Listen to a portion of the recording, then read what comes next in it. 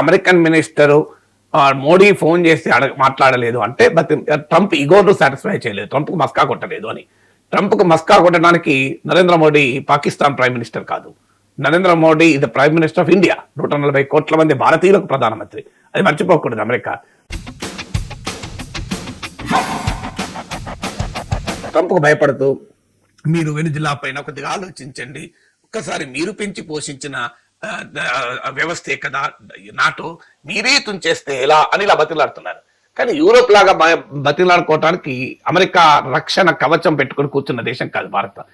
Europe అంటే దాని national సెక్యూరిటీని సెకండ్ వరల్డ్ వార్ తర్వాత అమెరికాకు అవుట్ సోర్స్ చేసింది. అందువల్ల Europe is spineless.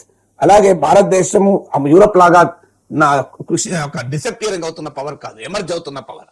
So Europe is post second world war period లో it's disappearing power. India is emerging power.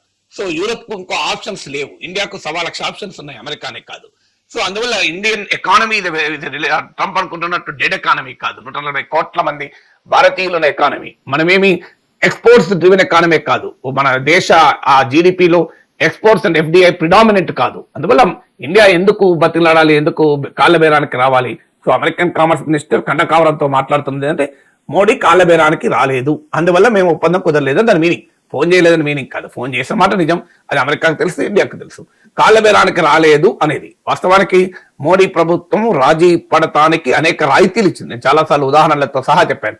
Cotton పైన ఎక్స్పోర్ట్ డ్యూటీ తగ్గించడం, ఎల్పిజి ఇంపోర్ట్స్ మొదలు పెట్టడం, డిఫెన్స్ పర్చేజెస్ పెంచడం, అమెరికన్ ఆయిల్ అండ్ గ్యాస్ కొంటామని హామీ ఇచ్చి ఆల్రెడీ ఎల్పిజి పైన ఒప్పందం కుదరడం, ఇలా అనేక అంశాలలో మోడీ ప్రభుత్వం ట్రంప్తో రాజీ పడటానికి చర్యలు కూడా తీసుకుంది. మీకు వెనుజులా పైన స్పైన్లెస్ స్టేట్మెంట్ ఇవ్వడము, అమెరికా పేరు కూడా ప్రస్తావించకుండా మాట్లాడడము, బ్రిక్స్ కరెన్సీని మొదలు పెడితే సంగతి చూస్తాను ట్రంప్ హెచ్చరించిన రోజు అసలు బ్రిక్స్ కరెన్సీ ఆలోచనే మాకు లేదు కదా అని వివరణ ఇవ్వడము.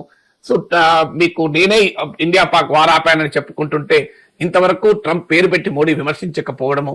సో ఇలాంటి ఉదాహరణలు నేను అనేకం చెప్పాను. ఏ రకంగా నరేంద్ర మోడీ ప్రభుత్వం ట్రంప్ కోపం రాకుండా ఉండటానికి, ట్రంప్ను ఇరిటేట్ చేయకుండా ఉండటానికి అవసరమైన అన్ని జాగ్రత్తలు తీసుకుంది.